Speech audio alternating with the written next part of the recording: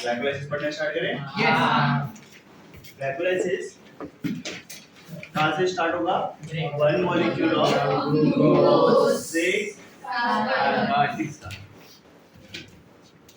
Step number 1 क्या है? पहला स्टेप फॉस्फोराइलेशन। क्या होता है फॉस्फोराइलेशन? फॉस्फोराइलेशन क्या होता है? Addition of phosphate. तो one molecule of glucose undergo phosphorylation to form glucose 6 phosphate। मेरी बात ध्यान सुनो, ये ग्लूकोज कितना कार्बन? 6 कार्बन। पहली बार क्या आ रहा है? फॉस्फेट। पहली बार क्या आया? फॉस्फेट। अब तुमको पता है पहली बार फॉस्फेट कहाँ पे आता है?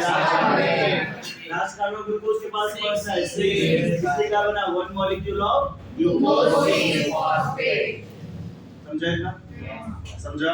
नेक्स्ट, ये फॉस्फेट कहीं से तो आएगा, कोई तो डोनेट करेगा।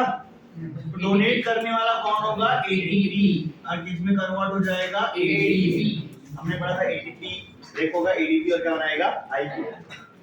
तो एटीपी ब्रेक हुआ किसमें? एडीपी में, और क्या दिया? आईपी। और इससे क्या बन गया? ग्लूकोज से बन गया ग्लूकोज 6 फॉस्फेट। समझ में आया इतना? समझे पहला स्टेप? स्टेप नंबर 2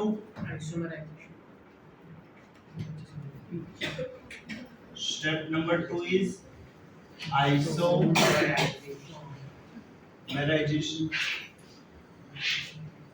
ग्लूकोज का isomer fructose। So glucose 6 phosphate is converted into fructose 6 phosphate। fructose 6 phosphate। सिर्फ स्टेप का नाम और मतलब। तो पिप्ची में पी हो गया, आई हो गया। नेक्स्ट क्या आएगा? पी। वापस पिप्ची में पी आया। तो स्टेप नंबर 3 इज फॉस्फोराइलेशन। वापस क्या ऐड होगा? फॉस्फेट। लेकिन लास्ट कार्बन फॉस्फेट लगा हुआ है। कहाँ लगेगा? क्या बन जाएगा? One molecule of fructose 1,6। दो हो गए तो डाई लगेगा ना? 1,6 डाइफॉस्फेट। बाय डाइल्यूशन वापस फॉस्फेट ऐड होगा। तो मतलब फॉस्फेट ऐड हुआ, कहां से आया फॉस्फेट? एटीपी से। क्या बनेगा ये? बढ़िया, मस्त। हम पिप्ची के फॉर्मेशन की प्रिपरेशन कर रहे हैं। पिप्ची बना रहे, पैदा हुई इसको दो स्टेज में डिवाइड करो। पहला इज पिप्ची का फॉर्मेशन और सेकंड स्टेप में क्या है? पैदा होने वाला। तो मैं पहले वो ख्याल बना रही कि मेरे पास बेटी होगी, इस तरह बच्चे रखूंगी। तो थर्ड क्या है? फॉस्फोराइलेशन के बाद क्लीवेज। अब ध्यान से देखो, क्लीवेज मतलब ब्रेकअप। तो बेचारे सुहानी का ब्रेकअप हो गया। सुहानी के लिए बहुत हो गया था। सुहानी का ब्रेकअप हो गया। तो अब ब्रेकअप हो गया बेचारे का। तो इसने खिड़की खोला, बाहर से अंदर की तरफ क्या गया? जंप मारा। अंदर से बाहर तो फिर मिलेगा नहीं, बाहर से अंदर जंप मारा। तो जब बाहर से अंदर वो जंप मारेगा, एक आवाज आती है, किसकी तरह आई? तो जब जंप मारे तो भी आवाज आएगी, और क्यों आ जाएगी? और बेचारा जंप मारा तो उसके सर में चोट लग गई, पागल बन गया वो।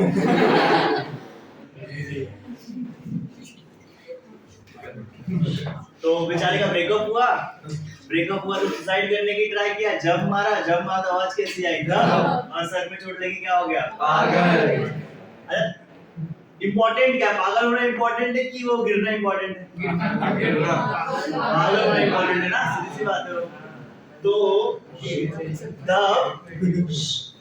दो सब्सटेंस बना, एक धप और एक पागल। नेक्स्ट स्टेप क्या है?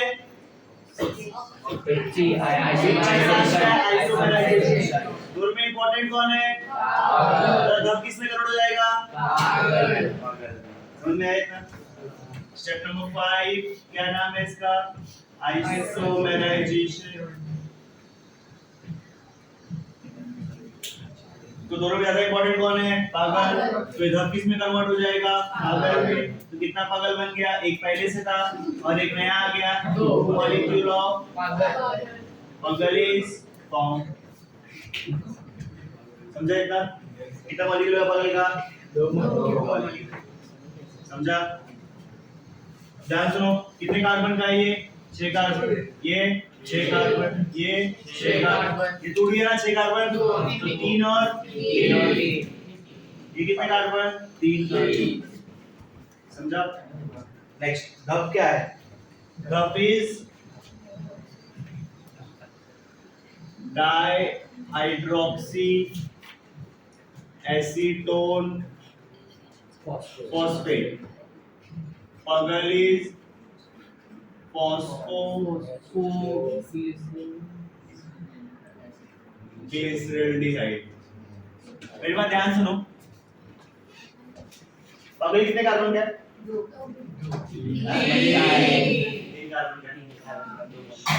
3 कार्बन का, 2 मॉलिक्यूल है, कार्बन कितना है? 3। फॉस्फेट लगा हुआ है, कितना? 1 फॉस्फेट या 2 फॉस्फेट है? 1। तो कौन से कार्बन पे होगा? लास्ट कार्बन पे। तो ऐसा मैं बोलूं इसका नाम होगा 3 पागल। 3 फॉस्फोग्लिसरल्डिहाइड, मतलब फॉस्फेट कौन से कार्बन पे अटैच है? थर्ड कार्बन पे। समझा मेरी बात? तो कितना मॉलिक्यूल ऑफ पागल बना? 2 मॉलिक्यूल।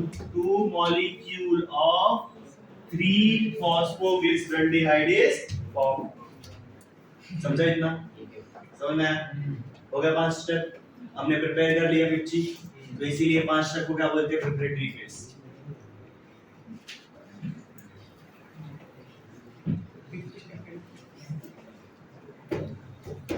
क्या बोल दिया इसको मैंने?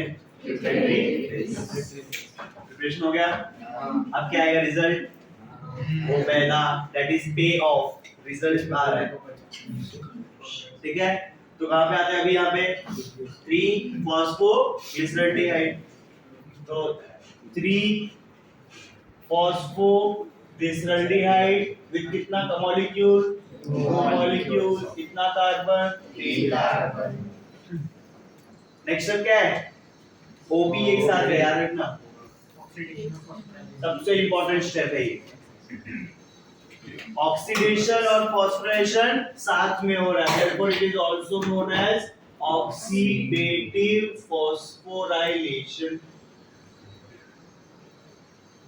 Oxidative phosphorylation. सारी चीजें पढ़ाई हुई है, सोचो और सिर्फ वहां पे देखो, आंसर करो।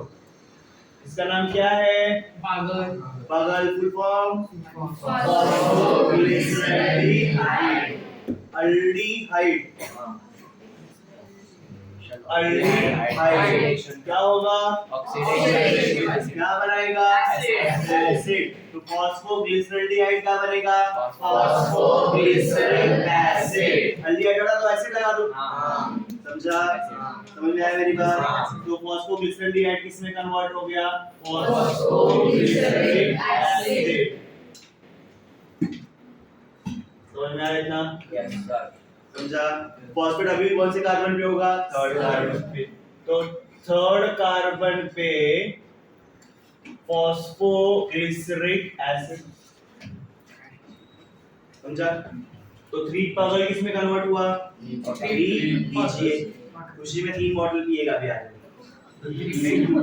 3 पागल इज फॉस्फोग्लिसरल्डिहाइड। अल्डिहाइड क्या हो रहा है? ऑक्सीडेशन। ऑक्सीडेशन हो रहा है, पहला वर्ड। ऑक्सीडेशन से अल्डिहाइड का ऑक्सीजन क्या मिलता है? एसिड। अल्डिहाइड से क्या मिलता है? एसिड। अगर अल्डिहाइड से क्या मिल रहा है मुझे? एसिड, तो फॉस्फोग्लिसरॉल्डिहाइड किसमें कन्वर्ट होगा? Phosphoglyceric acid. मैं ऐसा बोलूं, oxidation is also known as removal of hydrogen. Yes. Hydrogen remove भी होगा, तो हाइड्रोजन रिमूव कर दिया।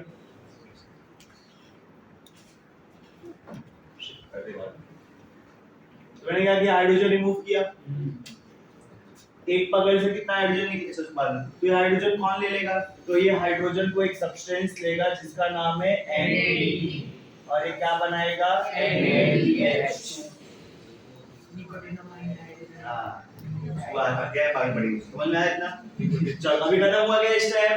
नहीं। अगला वर्ड क्या है? फॉस्फोराइलेशन। इसका मतलब एडिशन ऑफ फॉस्फेट। पहले से एक फॉस्फेट लगा हुआ है, कौन से कार्बन पे? थर्ड कार्बन पे। कितने कार्बन का है ये? 3 कार्बन। फॉस्फोरेशन वापस फॉस्फेट आएगा। हाँ, तो वापस क्या आया? फॉस्फेट। कौन से कार्बन पे आएगा? फर्स्ट। क्यों? क्योंकि लास्ट में पहले से फॉस्फेट है। समझ में आया इतना?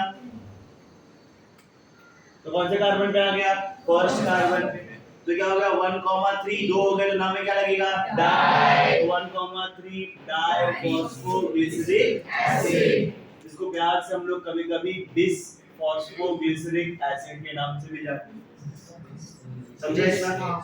तो लास्ट में लिख दूंगा। कैसे बना समझ में आया? हाँ। अब ध्यान से देखो, यहाँ पे कितना मॉलिक्यूल है? 2। तो कितना? 1 से 1 H2 निकला, 2 से 2 H2। कौन लेगा? 2 NAD आएगा, क्या बनाएगा? 2 NAD। 2 के लिए 2 फॉस्फेट लगेगा। अभी इनऑर्गेनिक फॉस्फेट कहाँ से आएगा? याद रखना, ये आएगा फॉस्फोरिक एसिड से। ATP नहीं देगा, कौन देगा? Phosphoric acid. ये इंपॉर्टेंट चीज है, समझ में आया इतना? समझा? नेक्स्ट स्टेप 1,3 बिस फॉस्फोग्लिसरिक एसिड हो गया। अब आगे बढ़ते हैं। नेक्स्ट स्टेप क्या है? O पैदा, OP। अब क्या आएगा? A for ATP formation. ATP formation. इसको हम लोग प्यार से बोलते हैं सबस्ट्रेट लेवल ATP फॉर्मेशन। क्यों?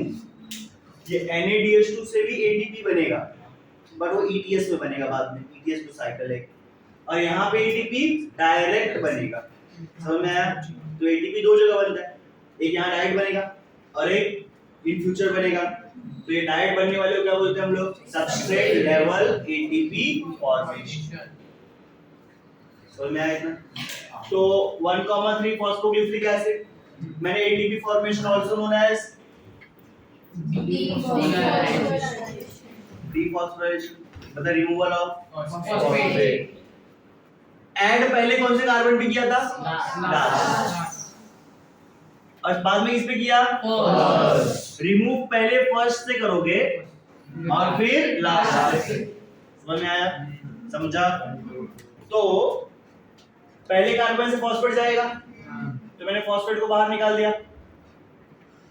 ATP फॉर्मेशन मतलब फॉस्फेट को बाहर निकालो। फॉस्फेट बाहर निकाल दिया। कितना मॉलिक्यूल है ये? 2 मॉलिक्यूल। फॉस्फेट बाहर निकाल दिया। 2 से कितना निकलेगा? 2। कौन ले लेगा ये? ADP। और देखो पहली बार क्या बन गया? ATP। कितना मॉलिक्यूल ATP बना? 2। और ये कैसा है? Substrate level on the spot बना। समझा? एक फॉस्फेट चला गया तो डाइवर्ट भी चला जाएगा, तो क्या बच जाएगा ये? 3 PGA। 3 bottle PGA। तो अतः से 3 बॉटल तो नहीं होगा, दोनों मिलके पिएंगे।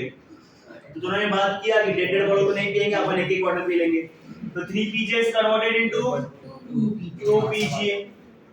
3 PGA is converted into 2 PGA। अब ध्यान से देखो, नेक्स्ट स्टेप क्या है? PGO पैदा, I से आइसोमेराइजेशन। तो फर्क सिर्फ इतना है, फॉस्फोग्लिसरिक एसिड में फॉस्फेट कौन से कार्बन पे था? थर्ड। अब कहां पे उठा के रख दिया? सेकंड। समझा मेरी बात? समझा? समझ में आया? तो पहले फॉस्फोग्लिसरिक एसिड में फॉस्फेट कौन से कार्बन पे था? थर्ड। अब कौन से कार्बन पे आ गया? सेकंड। बाकी कुछ चेंजेस किया क्या? नहीं। स्टेप को क्या बोला मैंने? आइसोमेराइजेशन। फिर GO पैदा, D से क्या आएगा? डीहाइड्रेशन। अब देखो भाई, अब सीधी सी बात है, अथर्व पापा बनने की तैयारी करेगा। तो नेक्स्ट स्टेप क्या है? डिहाइड्रेशन। विपल ध्यान दे जरा। नेक्स्ट स्टेप क्या है? डिहाइड्रेशन, मतलब रिमूवल ऑफ वाटर। कितना मॉलिक्यूल है ये? 2। कितना वाटर निकलेगा? 2। तो मैं अब पापा बनने का पहला फेज है, तो यहाँ पे बनेगा पीपा। क्या बना? पीपा।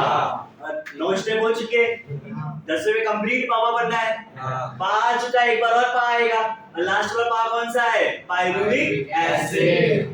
तो लास्ट में किसमें कन्वर्ट होगा वो? Pyruvic acid. कितना कार्बन? 3 कार्बन। ये क्या है बताता हूँ, ठीक है? स्टेप का नाम क्या है? ATP formation. मतलब बाहर क्या निकलेगा? फॉस्फेट। कितना? 2 molecule with 3 carbon. 2 molecule 3 carbon, 2 phosphate. 2 phosphate कौन लेगा? एटीपी। आईपी से कंबाइन हो क्या बनाएगा? 2 मॉलिक्यूल ऑफ एटीपी। हो गए। तो देखो ये पी पापा हो गया, फाइनली अथर्व बिकम पापा, ठीक है? तो ये रहा ग्लाइकोलाइसिस के 10 स्टेप। खत्म नहीं हुआ अभी, हमने सिर्फ स्टेप पढ़े। हमने पढ़ा था it is enzymatic step wise breakdown. हर एक स्टेप का एक अपना एंजाइम है, भी याद करना आसान है, टेंशन मत लो। तो ये हो गए इतने स्टेप, 10 स्टेप हो गए। तो 10 स्टेप का नाम क्या था?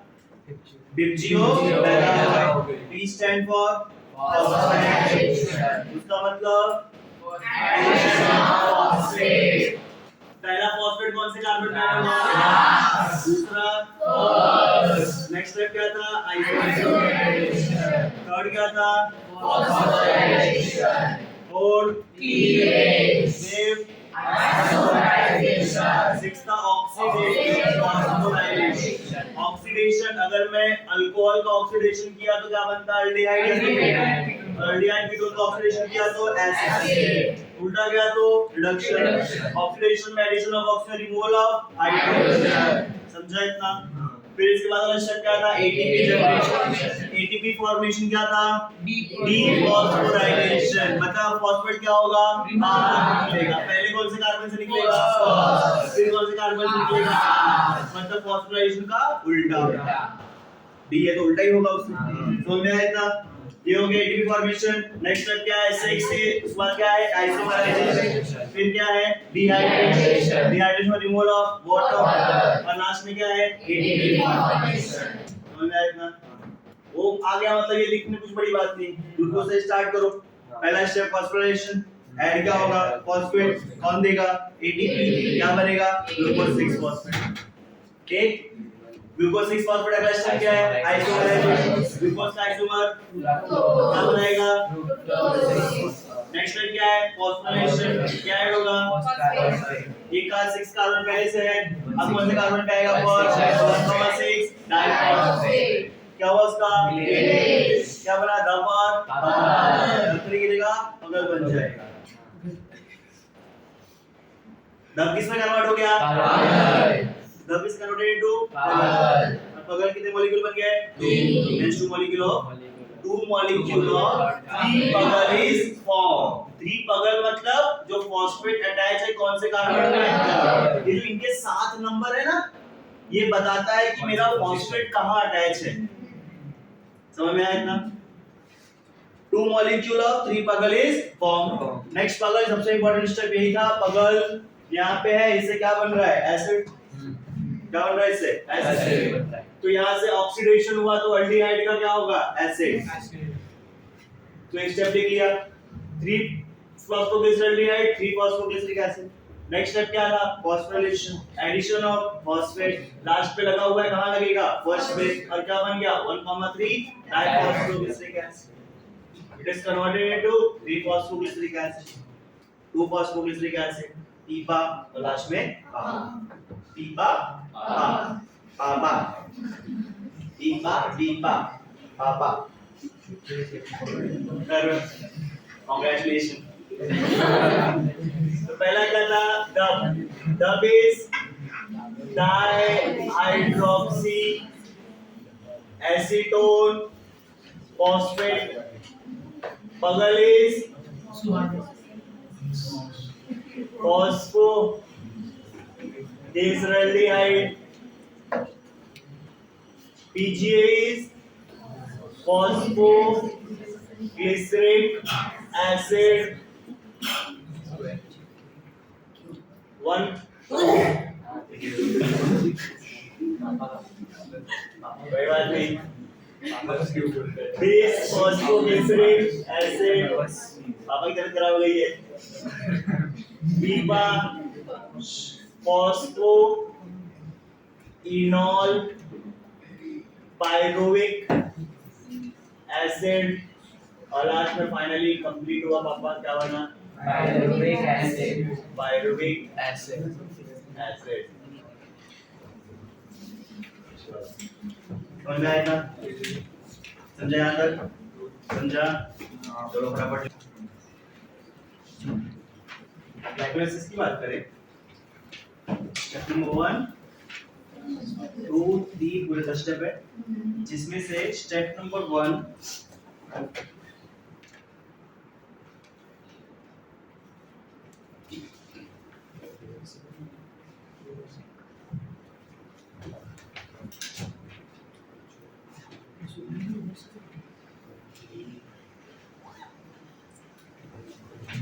याद रखना स्टेप नंबर 1 3 10 आर इरिवर्सिबल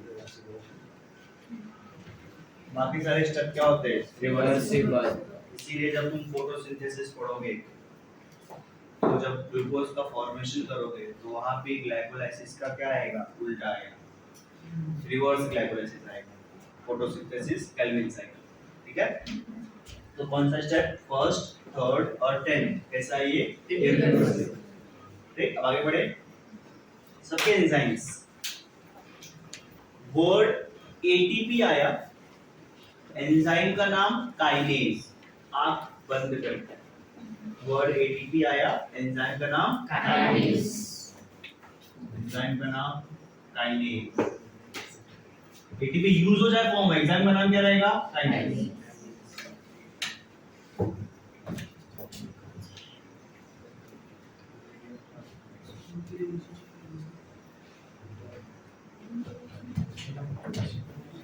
ठीक Yes.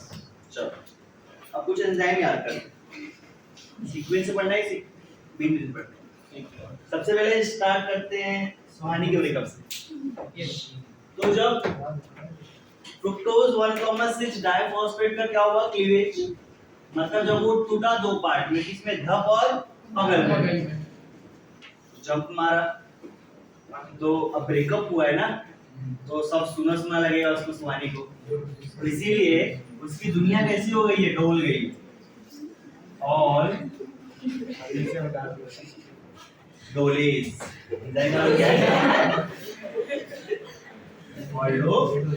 सब कुछ गोल गोल घूम रहा है उसके लिए भाई तो एंजाइम का नाम क्या है ऑल्डोलेस समझ में आया ना समझा तो क्लीवेज का एंजाइम क्या है ऑल्डोलेस अब नेक्स्ट डिहाइड्रेशन डिहाइड्रेशन बाहर क्या आया पानी और पानी में किसका यूज करेंगे अपन इनो का और एंजाइम का नाम इनोलेज तो एंजाइम याद हो गया क्लीवेज का एंजाइम और डिहाइड्रेशन का एंजाइम Inoloase. तो याद हो गया जहां एटीपी रहेगा वहां पे ग्लूको में एटीपी ऐड हो रहा है तो एंजाइम का नाम होगा ग्लूकोकाइनेज और ग्लूकोकाइनेज की तरह एक और एंजाइम होता है जिसका नाम है एक्सोकाइनेज हमारी बुक एक्सोकाइनेज की बात करती है ये रिलेट किया रहेगा तुमको बायोमॉलिक्यूल में केएम वैल्यू से आसपास कुछ पढ़ाया रहेगा तो ग्लूकोकाइनेज और एक्सोकाइनेज समझ में आया तो glucose is converted into glucose 6 phosphate in the presence of enzyme exokinase ये हमारी बुक बोलती है तो क्या करने का एक्सोकाइनेज एक्सो क्योंकि कितना कार्बन है 6 अब ग्लूकोज 6 से फ्रुक्टोज 6 बना, आइसोमराइजेशन हुआ, तो एंजाइम का क्या नाम होगा? आइसोमरेज। एंजाइम का नाम आइसोमरेज। किसका कन्वर्जन हुआ? Glucose 6 phosphate. तो याद रखना फॉस्फो फ्रुक्टो या तो हेक्सो आइसोमरेज। तो एंजाइम का क्या नाम है? Phospho fructo isomerase. समझ में आया? यहाँ पे देखो फॉस्फो फ्रुक्टो काइनेज, एंजाइम का नाम क्या रहेगा? Phospho fructo kinase. काइनेज क्यों आया? आइसोमरेज क्यों आया? पहले स्टेप का एंजाइम का नाम हेक्सोकाइनेज, आइसोमराइजेशन का फॉस्फो फ्रुक्टो आइसोमरेज, फॉस्फोराइलेशन का फॉस्फो फ्रुक्टो आइसोमरेज, क्लीवेज का ऑल्डोल, आइसोमराइजेशन का आइसोमरेज। कौन सा आइसोमरेज? कितना कार्बन है? 3। तो एंजाइम का नाम ट्रायोस आइसोमरेज। एंजाइम का नाम ट्रायोस आइसोमरेज। समझ में आया इतना?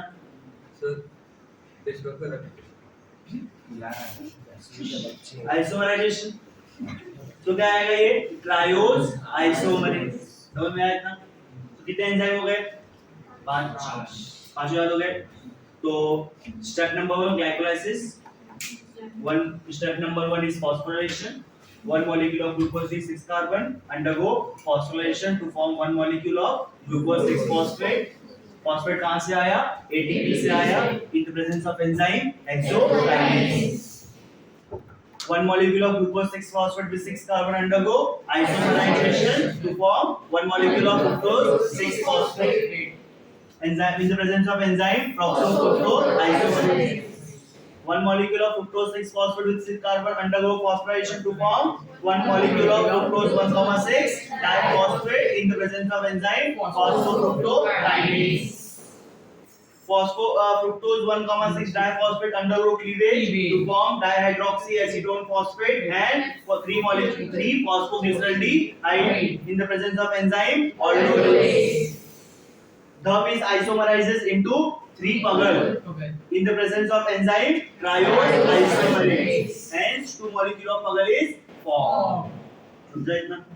समझा यहाँ तक? 5 स्टेप हो गए, 50 हो गई। अपने को अभी पे करना है। तो ये स्टेप क्या है? इनको हम लोग बोलते हैं पे ऑफ। क्या है ये?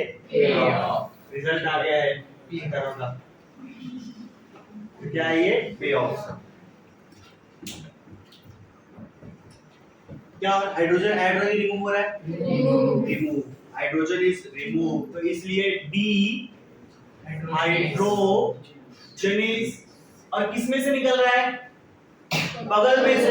तो नाम क्या होगा? पगल डिहाइड्रोजनेस। क्या नाम होगा? पगल dehydrogenase. Phosphoglyceraldehyde isomerase. DDY 1,3 phosphoglyceric acid.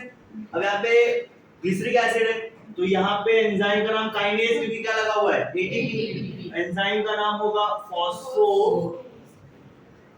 ग्लिसरो, glyceric acid है ना, फॉस्फो ग्लिसरोकाइनेज। यहाँ पे क्या हुआ? उसी का आइसोमराइजेशन हुआ, तो एंजाइम का नाम फॉस्फो ग्लिसरोआइसोमरेज ना। अगले स्टेप में क्या बाहर आ रहा है?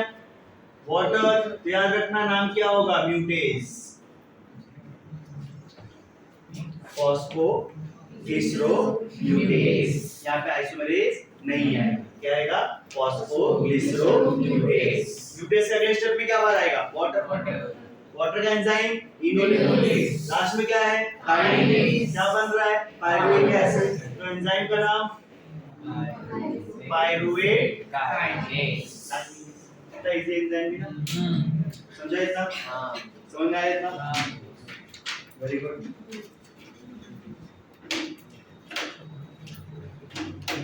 चलो 10 स्टेप हो गए। अब याद रखना जहां जहां एटीपी है वहां वहां काइनेज और वहां वहां मैग्नीशियम आयन। देखो अगर तुम कमाना है यहाँ पे एटीपी मतलब करेंसी, करेंसी मैंने यूज किया, पैसा कौन देता है? मम्मी। माजी, माजी, Mg2+, यहाँ पे पैसा यूज हुआ, पैसे कौन देगा? मम्मी। ऐसे तुम कमाओगे तो पैसे बनेंगे, पैसे आएंगे तो किसको दोगे? मम्मी को। यहाँ पे पैसे बन रहे तो कौन आएगा? माँ जी। यहाँ भी कौन आएगा? माँ जी।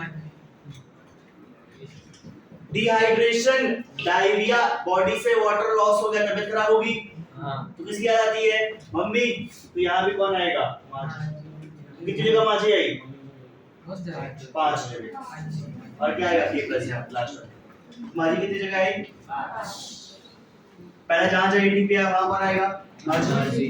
और लास्ट जगह कौन सा होगा? जहाँ तबीयत खराब हुई। तबीयत खराब हुई मतलब बॉडी से वाटर कम हुआ, तो डिहाइड्रेशन के केस में कौन आएगा? माँ जी।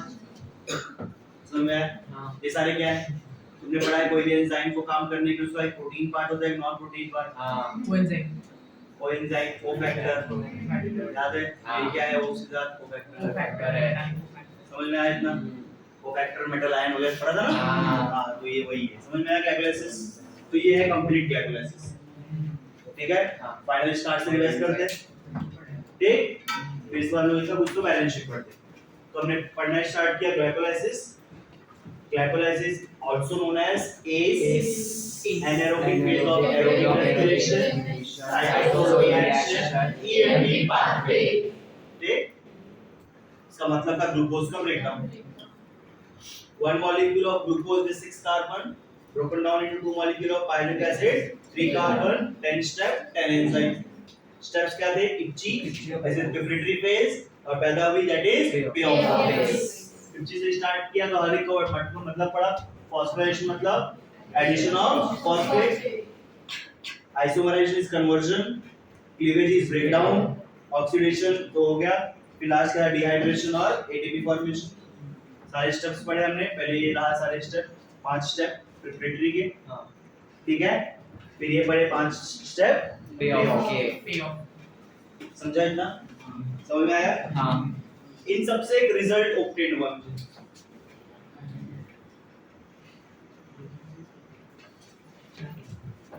ध्यान से सुनो, आ रहा है ना कॉर्नर? तो 1 molecule of glucose, एक ग्लूकोज था, स्टार्ट किससे किया? ग्लूकोज, और फाइनल प्रोडक्ट क्या बना? Pyruvic acid. तो एक ग्लूकोज से 2 क्या बनेगा? Pyruvic acid. समझा पहले से? चलो अब मुझे बताओ कितना एटीपी यूज हो ग्लाइकोलाइसिस में? यूज दो कितना यूज हुआ? 2। एक पहले स्टेप में और एक तीसरे स्टेप में। जहाँ फॉस्फोराइलेशन हुआ वहीं एटीपी यूज हुआ। कितनी बार फॉस्फोराइलेशन हुआ? 3 बार। एक बार फॉस्फेट आया, फॉस्फोरिक एसिड आया था, मतलब कितनी बार एटीपी यूज होगा? 2 बार। तो ATP use is 2 times. 2 ATP इस्तेमाल करके कितना एटीपी बनाया मैंने? 4। देखो ना, 2 एटीपी यहाँ फॉर्म हुआ और 2 एटीपी यहाँ। ट्रिप्सियो पहले हम कितनी बार ये था? 2 बार। तो एटीपी कहाँ बनेगा? 2 बार। लेकिन यहाँ पे डबल डबल बनेगा 4। तो कितना एटीपी बनेगा? 4। तो एटीपी फॉर्म कितना हुआ? 4। ठीक है, समझा इतना? पक्का? और कुछ यूज हुआ है क्या? एंजाइम को जोड़ के रहे। NAD यूज हुआ है क्या? कितना NAD यूज हुआ? 2 NAD। देखो ना, NAD यूज हुआ है, NADH2 बना है, तो 2 NAD यूज हुआ। और ये क्या बनाया? NADH2। प्रोडक्ट में क्या बना? 2 NADH2। समझा? और कुछ यूज हुआ? पहले स्टेप में एटीपी यूज हुआ, ये लिख लिया। इसमें कुछ नहीं हुआ, यहाँ पे एटीपी यूज हुआ, लिख लिया। इसमें कुछ नहीं हुआ, इसमें कुछ नहीं हुआ, यहाँ कुछ नहीं हुआ। यहाँ NAD यूज हुआ, लिख लिया। क्या यूज हुआ? Phosphoric acid. तो ये क्या लिख लिया मैंने? Phosphoric acid. यहाँ पे क्या यूज हुआ? ADP। यहाँ पे क्या यूज हुआ? ADP। कितना ADP यूज हुआ? 4। तो मैंने साथ में 4 ADP यूज हुआ और उस साइड 2 ADP बना, और यहाँ पे 4 IP आईपी भी यूज हुआ ना। हाँ यहाँ पे देखो ना, ये फॉर्म भी हुआ 2 एडीपी, तो यहाँ पे 2 एडीपी क्या हुआ, फॉर्म हुआ। समझ में आया ना? फॉस्फेट फॉस्फेट वाले साइकिल में आ गए। और कुछ वाटर वाटर क्या फॉर्म हुआ, 2 H2B कहाँ पे, ऊपर वो एनएडीएल ले लिया, एनएडीएच बना लिया। समझा इतना? तो इसके अलावा कुछ और है फॉर्मेशन में? नहीं नहीं है। इतना समझ में आया? ये क्या क्या यूज हुआ लिख लिया, क्या क्या फॉर्म हुआ लिख लिया। नेट रिएक्शन पढ़ते हैं, नेट रिएक्शन।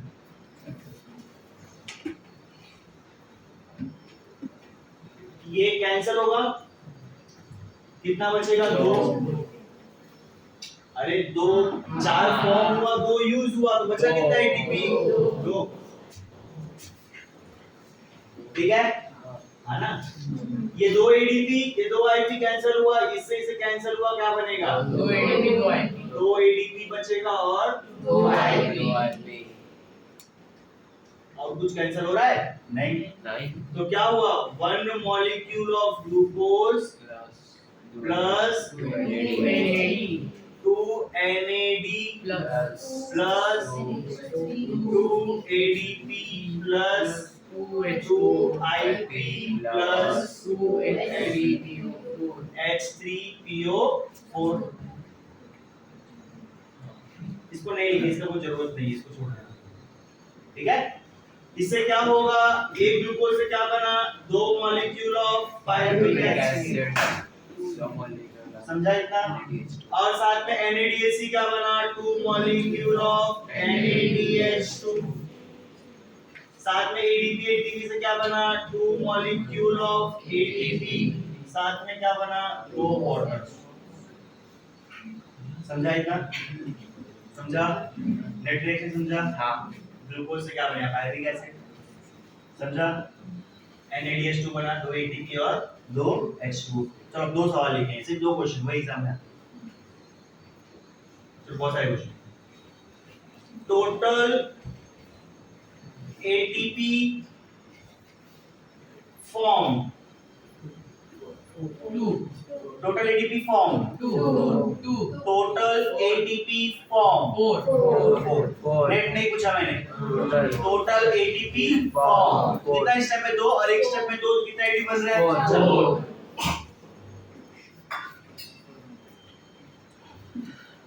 इन ग्लाइकोलाइसिस, ये भी इंपॉर्टेंट है, through substrate level, through substrate level, इसका मतलब ऑन द स्पॉट कितने बने। समझा इतना? Next point, total ATP formed from glycolysis through aerobic respiration, through aerobic respiration क्या आएगा, total ATP form in glycolysis through aerobic respiration। अब मेरी बात ध्यान दो, total ATP form बोला ना, 42 तो 2 ATP यहाँ बना, 2 ATP यहाँ बना, 2 ATP यहाँ, कितना ATP बना, 4। तो 4 तो आएगा 4 प्लस। अब ध्यान सुनो, उसने क्या बोला, इसमें सबस्ट्रेट लेवल पूछा था, मतलब ऑन द स्पॉट पूछा था। इसने क्या बोला, उसने एरोबिक रेस्पिरेशन के थ्रू, मतलब ETS में भी जाएगा साइकिल। एरोबिक रेस्पिरेशन में 3 चीजें होती है, ग्लाइकोलाइसिस, क्रेब्स साइकिल और ETS, मतलब रिएक्शन ETS में भी जाएगा। और ETS में जाने पे एक NADH2 से कितना ATP मिलता है, 3, तो 2 से कितना मिलेगा, 6, तो ये तो प्लस क्या आएगा, 6। Total ATP form is 10। बोल रहा है इतना? तो एक NADH2 से कितना ATP बनता है, 3 ATP, लेकिन ये कहां बनता है, ETS में। तो क्वेश्चन दोनों सेम है, फर्क क्या है, एक वर्ड का। तो यार एक चैप्टर में वर्ड का गेम होता है, तुमको सब आएगा, सिर्फ क्वेश्चन सेंटेंस प्रॉपर रीड नहीं किया आंसर रॉन्ग हो जाएगा। मैंने क्या बोला, टोटल ATP फॉर्म हुआ कहां पे, ग्लाइकोलाइसिस के अंदर, कितना आएगा, 4। समझा इतना? नेक्स्ट क्वेश्चन क्या था? टोटल एटीपी फॉर्म ग्लाइकोलाइसिस से, लेकिन पूरे रेस्पिरेशन में, तो उसमें किसको इंक्लूड करना पड़ेगा? NADH2 को, क्योंकि NADH2 भी एटीपी बनाता है। समझ में आया था? लेकिन यहाँ नहीं बनाता, बाहर जाके बनाता है, तो इसलिए इसका बाद में 6 ऐड किया मैंने। समझ में आया? इसमें क्यों नहीं ऐड किया समझा? क्योंकि यहाँ पे क्या पूछा है? Substrate level. सबस्ट्रेट लेवल बताया था, देखो ये दोनों सबस्ट्रेट लेवल है। डायरेक्ट एटीपी बन रहा है, इससे डायरेक्ट बन रहा है क्या? नहीं, इससे क्या बन रहा है? इनडायरेक्ट। और कितना बनेगा? 6। इसलिए सेकंड वाले में मैंने क्या किया? 6 को ऐड किया, तो कितना एटीपी हो गया? 10 एटीपी फॉर्म। अगर नेट गेन बोला तो यहाँ पे 2 और यहाँ पे 8, क्योंकि दो माइनस करेंगे। मेरे बात समझ में आई? नेट बोला, नेट तो लॉस को तो माइनस करना पड़ेगा ना, तो टोटल यहाँ पे कितना बना? 4। अगर नेट बोला तो माइनस क्या करूंगा? 2, कितना बचेगा? 2। यहाँ पे नेट बोला तो 10 माइनस 2 कितना बचेगा? 8। समझा? तो 4 क्वेश्चन है इसके, चारों घुमा फिरा के आते हैं। समझ में आया इतना? नेट बोला है या टोटल बोला है, ये सेंटेंस पढ़ने का। समझा? क्लियर हुआ? ग्लाइकोलाइसिस के अंदर बोला है या पूरे रेस्पिरेशन में बोला है? समझ में आया इतना? ग्लाइकोलाइसिस का पूरे रेस्पिरेशन में। समझ में आया इतना? समझा इतना? ये समझ में आया? दोनों सम? Very good. समझा इतना? तो उसको हम लोग बोलते हैं बैलेंस शीट। लास्ट में आधे घंटे में वापस वो सारी चीजें रिपीट होगी, लास्ट लेक्चर में, ठीक है? वहां पे सारी चीजें एक साथ लिखेंगे हम लोग ये, बट फिलहाल टाइम था तो इसको मैंने इसको पढ़ा दिया। समझा ये MCQ? तो ये रहा ग्लाइकोलाइसिस खत्म। समझा? समझ में आया ग्लाइकोलाइसिस? Yes. किसी कोई डाउट? No. नहीं? चलो सारे एंजाइम वगैरह सब हो गए।